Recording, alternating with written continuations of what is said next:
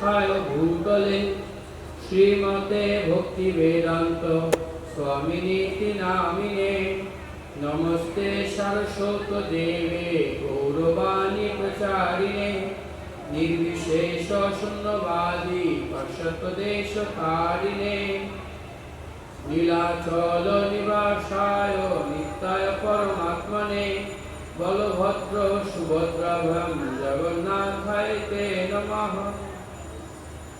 हे कृष्ण करुणा सिंधु दीनबंधु जगत्पते गोपेश गोपिकाकांत राधाकांत नमस्तुते तप्त कांचन गौरांगी राधे वृंदावनेश्वरी वृषभानुसुते देवी प्रणमामि हरिप्रिये वाञ्छाकल्पतरुभ्यश्च कृपा सिन्धुभ्यैव च पतितानां पावनेभ्यो वैष्णवेभ्यो नमो नमः। जय रूप श्री सनातन भक्त रघुनाथ श्रीजीव गोपाल भक्त दास रघुनाथ ऐशाई गोसाई करी चरण बंधन जहाँ होते विघ्ननाश अभिष्ट पुराण। हरे कृष्ण। এবার সবাই একটু হাত তুলি বলুন জয় শ্রী কৃষ্ণ চৈতন্য প্রভু নিত্যানন্দ শ্রী অদ্বৈত গদাধর শিবাসাদি শ্রী গৌর ভক্তবৃন্দ। হরে কৃষ্ণ কৃষ্ণ কৃষ্ণ হরে হরে হরে রাম राम राम हरे हरे। ओम नमो भगवते वासुदेवाय ओम नमो भगवते वासुदेवाय।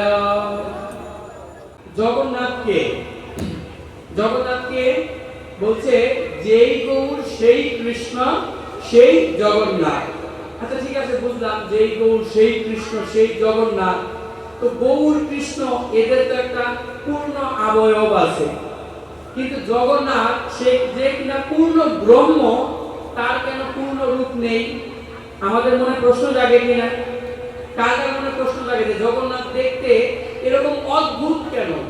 প্রশ্ন জাগে। তো আমি এটাই বলতেছিলাম যে এখানে অনেক রথী মহারথী বৃন্দ প্রত্যেক দিনই কোনো না কোনো ভাবে জগন্নাথ লীলামৃত আলোচনা করছে না? আপনারা শ্রবণ করেছেন তো? তাহলে আপনারা জানতে পেরেছেন যে জগন্নাথ কৃষ্ণ কিভাবে এই রূপে আসলেন, জানতে পেরেছেন না? শুধু ছোট্ট একটা তথ্য দেই, কৃষ্ণের যে এই রূপ জগন্নাথ রূপ, এই রূপকে বলা হয় ভক্ত বিরহে বিধুরা কৃষ্ণ। এই রূপের নাম কি? ভক্ত বিরহে বিধুরা কৃষ্ণ। এটা হচ্ছে জগন্নাথের রূপের নাম। মানে কৃষ্ণের বিরহে অনেক ব্রজবাসী তাদের গৃহ ছেড়ে সন্তান স্ত্রী মানে পুত্র পরিজন ছেড়ে কৃষ্ণের কাছে চলে গিয়েছে, এরকম অনেক প্রমাণ আছে না? কিন্তু ভগবানের ভক্তের বিরহে কেমন হয়েছে সেটা আমরা অনেকেই জানি না। জানি কি? যেমন গৌরাঙ্গ মহাপ্রভু হচ্ছে কৃষ্ণ বিরহে বিধুরা ভক্ত। একটা ভক্তের কৃষ্ণের বিরহে কি অবস্থা হয় সেই রূপ হচ্ছে গৌরাঙ্গ। আর জগন্নাথ কোন রূপ? জগন্নাথ হচ্ছে ভক্ত বিরহে বিধুরা কৃষ্ণ, যে কিনা ভক্তদের বিরহ অনুভব করতে করতে তার ব্রজবাসীদের লীলা শ্রবণ করতে করতে সে এরকম খর্বাকৃতি হয়ে গিয়েছিল, বামন আকার ধারণ করেছিল। আর আমাদের অষ্ট সাত্ত্বিক বিকার আছে। হরিনাম শুনলে আমাদের দেহে 8 প্রকারের বিকার হয়, 8 রকমের পরিবর্তন হয়। তার মধ্যে সর্বশ্রেষ্ঠ বিকার হচ্ছে পূর্ব ভাবগ্রস্ত বিকার। যেই বিকারগ্রস্ত হলে হরিনাম বা হরি কথা শুনতে শুনতে আমাদের হস্ত পদ খর্বাকৃতি হয়ে যাবে, চোখ প্রস্ফুটিত হয়ে যাবে। তো জগন্নাথ বলতে সুভদ্রা মহারানী সেই বিকারগ্রস্ত হয়েছিলেন। তো যেহেতু এই লীলা আলোচনা হয়েছে আমি আর এই লীলায় প্রবেশ করব না। তো শুধু একটি শ্লোক বলছি, আপনারা হয়তো অনেকে জানেন, একটু আমার সাথে সাথে বলার চেষ্টা করবেন। বলুন, দোলরে দোল গোবিন্দ। বুঝতে অসুবিধা হচ্ছে? আমি আরো ভেঙে বলবো। দোলনায় দোল দেই না, এই দোল, দোলরে দোল গোবিন্দ। চাপ হচ্ছে মধুসূদন।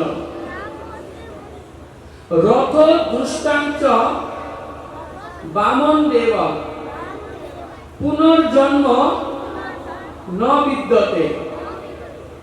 বলেছে দোলরে দোল গোবিন্দ, দোলনার উপরে ঝুলনরত রাধা গোবিন্দকে যদি কেউ একবার দর্শন করে, চাপ হচ্ছে মধুসূদন। চন্দন যাত্রায় কালিয়াপুর অনেক বৃহৎ করে নৌবিহার করেছে, করেছে না? চাপসে মানে হচ্ছে নৌকা, চাপ হচ্ছে মধুসূদন।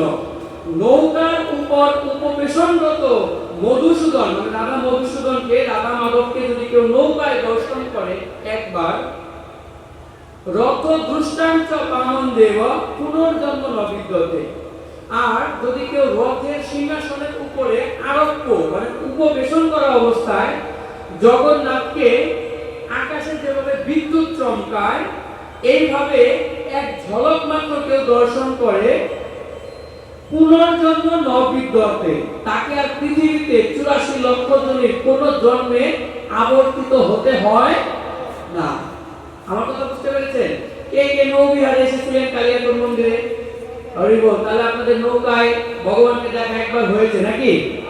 তারপর বলছে কি, আর দোলরে দোল গোবিন্দ, ঝুলন যাত্রা হয় কালিয়াপুর মন্দিরে। কে কে একদিন হলেও ঝুলন দিতে পেরেছেন?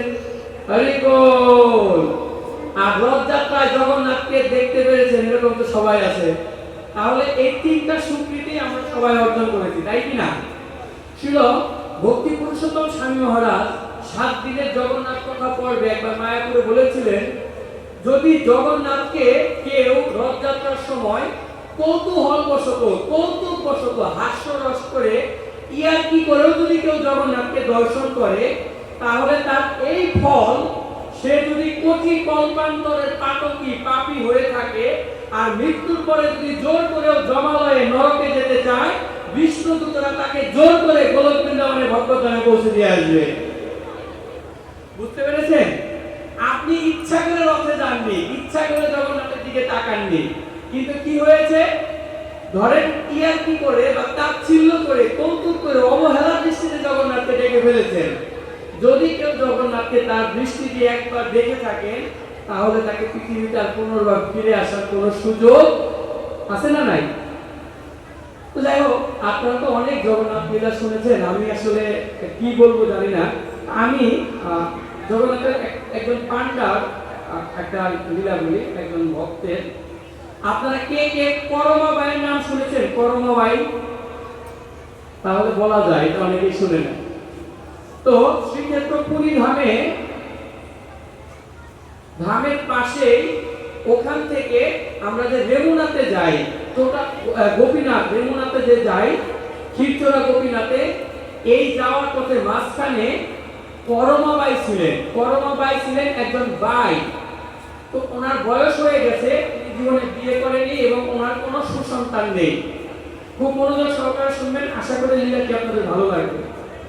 তো এই পরমাবাই কি করতেন? জগন্নাথকে নিজের সন্তান মনে করে সবসময় ভোগ লাগাতেন। কিন্তু পরমাবাই সবসময় অসুখী অবস্থায় থাকতেন। কিরকম অসুখী? পরমাবাই সকালে ঘুম থেকে উঠে আমরা কি করি? স্নান করি না? তিলক করি, আচমন করি, ভগবানকে প্রণাম করে তারপরে আমরা রান্না করতে যাই। আর পরমাবাই ঘুম থেকে উঠে হাত মুখ না ধুয়ে চুলাতে কি করতেন? জগন্নাথের জন্য সকালে খিচুড়ি রান্না করতেন। কি রান্না করতেন? তো খিচুড়ি রান্না করতেন, আর রান্না করে সূর্য ওঠার সাথে সাথে জগন্নাথকে এই খিচুড়ি ভোগ দেওয়া হতো। হরে কৃষ্ণ। তো খিচুড়ি ভোগ দেওয়া হতো। একদিন এক ব্রাহ্মণ, যাজ্ঞিক ব্রাহ্মণ, যে নাকি জগন্নাথকে পূজা করে নিয়ম সম্মত ভাবে, সে গঙ্গা স্নানে যাওয়ার সময় সে দেখতে পেয়েছে যে পরমাবাই ঘুমে থেকে উঠে রান্না করে গিয়ে রান্না করছে, এবং ওই ব্রাহ্মণ পান্ডা যখন স্নান করে ফিরছিল তখন দেখছে যে সে স্নান করা ছাড়া সেই জগন্নাথের নিবেদন করা, মানে সেই রান্না করা খিচুড়ি জগন্নাথকে নিবেদন করছে। আচ্ছা, কেমন লাগে বলেন তো? কাউকে যদি স্নান ছাড়া, তিলক ছাড়া, বাসি কাপড়ে দেখা যায় ভগবানের জন্য ভোগ রান্না করছে, সাময়িকভাবে আমাদের দেখতে একটু অস্বস্তি লাগবে না? তো সেই ব্রাহ্মণ পান্ডা কি করেছে, করমাবাইকে বাড়ি থেকে বলছে, এই করমা, তুমি কি করছো? তুমি তো অধর্ম করছো, তোমার কি হবে? কুলক ক্ষয় হয়ে যাবে। বলছে, কেন প্রভু, আমার কি ভুল হয়েছে? বলছে, তুমি যে এইভাবে জগন্নাথের জন্য রান্না করছো, এটা তো অশুচি অবস্থা, এটা জগন্নাথ ছুঁয়েও দেখে না। তো কি হয়েছে? তো বলছে, তাহলে তুমি আমার কি করা উচিত? তো কি হয়েছে, তখন ওই পান্ডা জগন্নাথকে কিভাবে ভোগ লাগাবে সেটা ওই করমাবাইকে শিখাচ্ছে। তুমি প্রথমে সকালে ঘুম থেকে উঠবে, বাহ্য ক্রিয়া করবে, মলমূত্র ত্যাগ করে এসে দন্ত মাজন করবে, তারপরে গঙ্গায় যাবে, স্নান করে আসবে, তিলক করবে, আচমন করবে, তারপর তুমি প্রভুর জন্য রান্না করে প্রভুকে নিবেদন করবে। ঠিক আছে প্রভু, আমি আগামীকাল থেকে আমি তাই করব। এই করমাবাই এই স্নান ছাড়াতে ভোগ দিত। করমাবাই শুধু হাত জোড় করে জগন্নাথকে আহ্বান করতে দেরি, এদের 3 ভাই বোনের আসতে কখনো দেরি হতো না। তো পরের দিন সকালে সূর্য ওঠার আগে জগন্নাথ বলদেব সুভদ্রা মহারানী যখন শ্রীমন্দিরে, পুরী মন্দিরে ভগবানকে বাল্য ভোগের পরে, মঙ্গল আরতির পরে বিশ্রাম দেওয়া হয়েছে, তখন তারা 3 ভাই বোন মিলে করমার বাড়িতে চলে যায় ওই খিচুড়ি খাওয়ার জন্য। তো পরের দিন সকালে যখন খিচুড়ি খাওয়ার জন্য গেছে, যায় দেখে, ওমা, আজকে চুলা জ্বলছে না, আর ঘরে করমাবাইও নেই। জগন্নাথ বলদেব সুভদ্রা মহারানী চিন্তায় পড়ে গেলেন, করমাবাই কোথায় গেলেন? তো দেখা গেল করমাবাই মাত্র বাহ্যক্রিয়া সেরে গঙ্গা স্নান করতে যাচ্ছে। এদিকে জগন্নাথ বলদেব সুভদ্রা মহারানী প্রচন্ড খিদা লেগে গেছে, প্রচন্ড ক্ষুধা লেগে গেছে।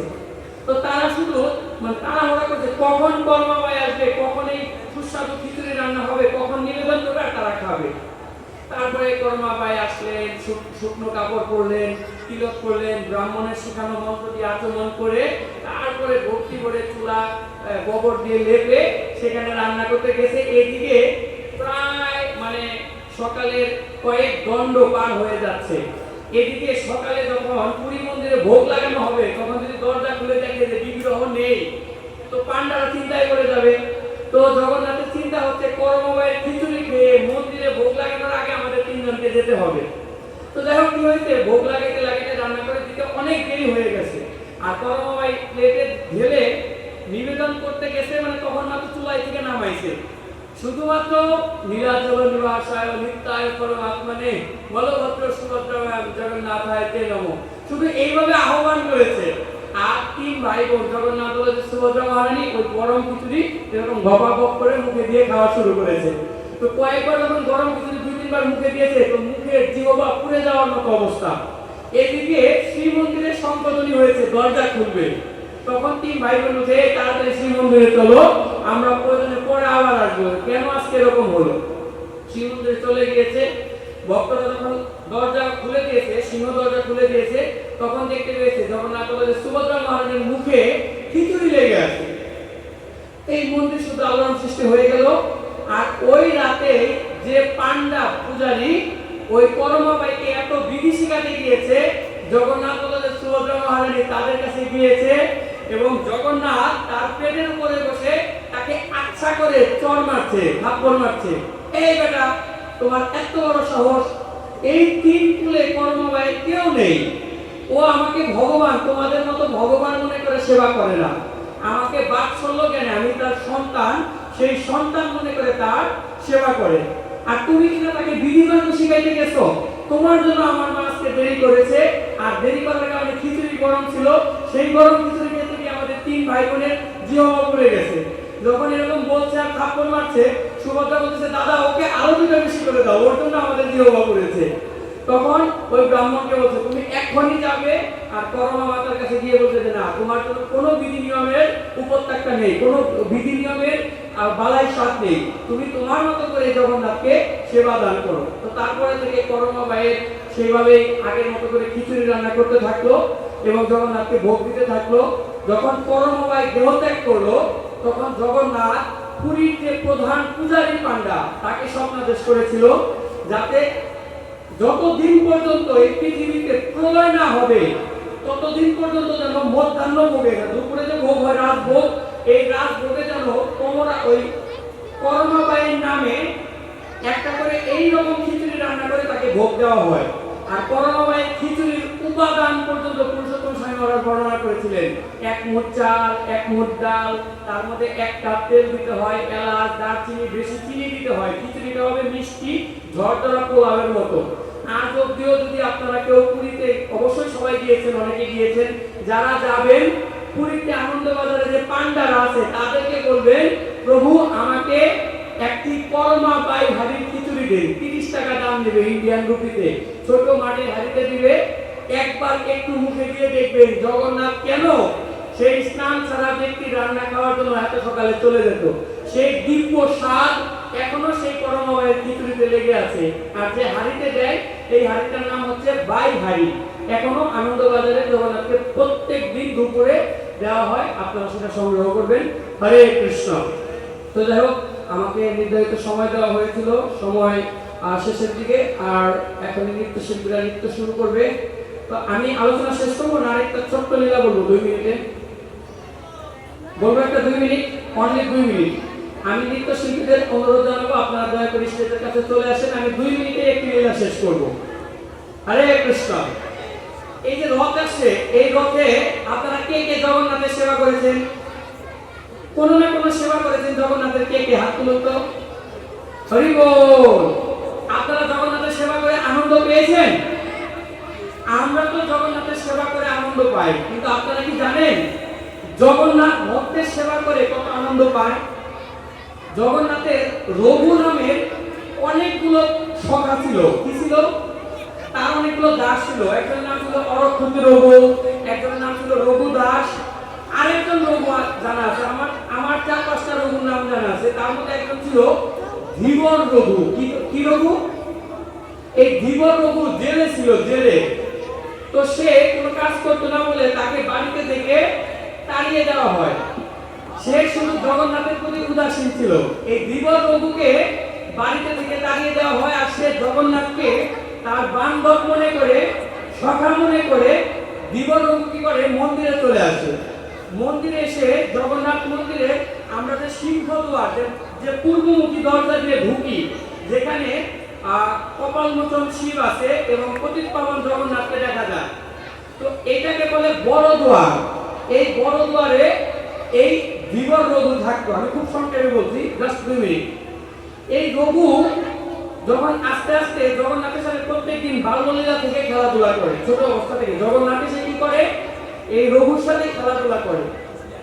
একবার রঘু কি হয়েছে, তখন পূর্ণবয়স্ক, মানে একদম প্রাপ্তবয়স্ক হয়ে গেছে। তো এই রঘুনাথ কি করতো, ভিক্ষা করে জীবিকা নির্বাহ করতো। কি করে জীবিকা নির্বাহ করতো? সামান্য ভিক্ষা করে যা পেত এটা দিয়ে খাইতো, আর বিভিন্ন কাগজ এবং ওই হোগলা পাতা দিয়ে মন্দিরের বাইরে রাস্তার মধ্যে ছোট্ট একটা ঝুপড়ি নির্মাণ করে এর ভিতরে এই ধীবর রঘু থাকতেন। তো একবার কি হয়েছে, এই রঘুনাথের প্রচন্ড পরিমাণ কলেরা হয়ে গিয়েছে, পেট খারাপ করেছে, ডায়রিয়া হয় না আমাদের। এই রঘু অত একা, অত কেউ নেই, বাড়িতে থেকে তাড়িয়ে দিয়েছে। সে কি করেছে, মন্দিরে চলে এসে ভিক্ষা করে, আর ওই মানে ওই ইয়ের মধ্যে থাকে, একটা ওই কুটির নির্মাণ করেছে কাগজ দিয়ে, এর ভিতরে থাকে। কেন থাকে? সেখানে জগন্নাথ যায়, জগন্নাথের সাথে সে বিভিন্ন রকম খেলাধুলা ক্রিয়া করে, খেলাধুলা করে। একদিন কি হয়েছে, জগন্নাথ রঘুর জন্য খেলতে গিয়েছে, কিন্তু দেখতেছে রঘু ওই কুটির থেকে বেরোচ্ছে না। তো কি হয়েছে, এখন গিয়ে দেখছে যে রঘুদের বিছানাটায় মানে পাতা, শাল পাতা, বিভিন্ন রকম পাতা বিছিয়ে যেখানে শুয়ে আছে, সেখানে মলমূত্র দিয়ে জায়গাটা একদম অপরিষ্কার, অপরিচ্ছন্ন হয়ে দুর্গন্ধ ছড়িয়ে গেছে। আর ধীবর রঘু কি হয়েছে, অজ্ঞান হয়ে গেছে, জ্ঞান হারিয়ে ফেলেছে। তো যখন জগন্নাথ দেখছে যে ধীবর রঘু আর বেরোচ্ছে না, তখন জগন্নাথ ঘরে গিয়ে দেখছে যে সে মলমূত্রের মধ্যে অচৈতন্য হয়ে শুয়ে আছে। আর তখন জগন্নাথ কি করেছে, নিজের হাতে রঘুকে মলমূত্র থেকে তুলে শুকনা জায়গায় রেখে এই জগন্নাথ নিজের হাতে রঘুনাথ এই ধীবর রঘুর সমস্ত মলমূত্র জগন্নাথ পরিষ্কার করেছে।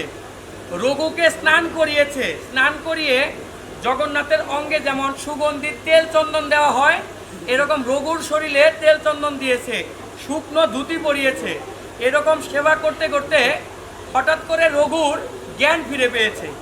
আর জ্ঞান ফিরে যখন দেখতে পেয়েছে যে জগন্নাথ তার মলমূত্র পরিষ্কার করছে, সাথে সাথে জগন্নাথের চরণ আঁকড়ে ধরেছে, হে প্রভু তুমি এ কি করছো, এ তোমার কেমন লীলা? তোমার যদি আমাকে দেখে এতই কষ্ট হয়, এতই করুণা হয়, তুমি তো আমার দিকে দৃষ্টিপাত করে আমাকে সুস্থ করে দিতে পারো, তুমি কেন এই নিকৃষ্ট সেবায় হাত দিচ্ছ? তখন জগন্নাথ বলছে, রঘু, আমার সেবা করে ভক্তরা আনন্দ পায়, এটা ত্রিব্রহ্মাণ্ডের সবাই জানে, সব ভক্তরা আমার সেবা করে আনন্দ পায়, কিন্তু আমি নিজের হাতে ভক্তের সেবা করে আমি যে কতটা আনন্দ পাই এটা ভক্তরা জানে না।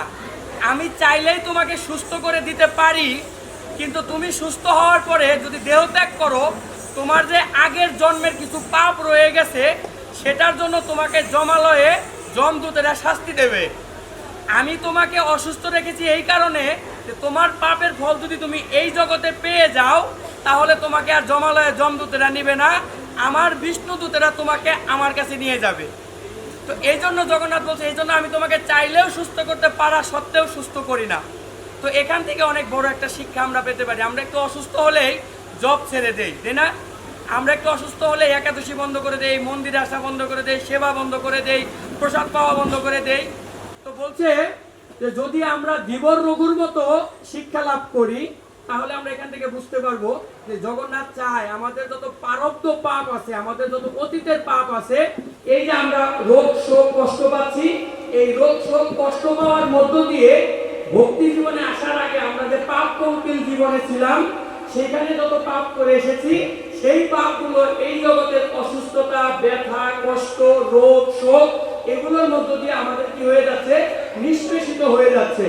আর এভাবে যদি আমরা 4টা নিয়ম পালন করে সেই ধীবর রঘুর মতো জগন্নাথের সেবায়, রাধা মাধবের সেবায়, কৃষ্ণ ভাবনামৃতে সর্বক্ষণ নিজেকে নিয়োজিত রাখি, তাহলে এই জন্মই হতে যাচ্ছে আমাদের শেষ জন্ম, এবং মৃত্যুর পরে বিষ্ণুদূতেরা অবশ্যই আমার আপনাদের সবাইকে নিয়ে সেই গোলক বৃন্দাবনে আমাদের পূর্ব লীলায় আমরা ভগবানের যে রূপে লীলা করেছিলাম তার সাথে লীলায় যুক্ত ছিলাম, সেভাবে আবার সেখানে ফিরে যেতে পারবো।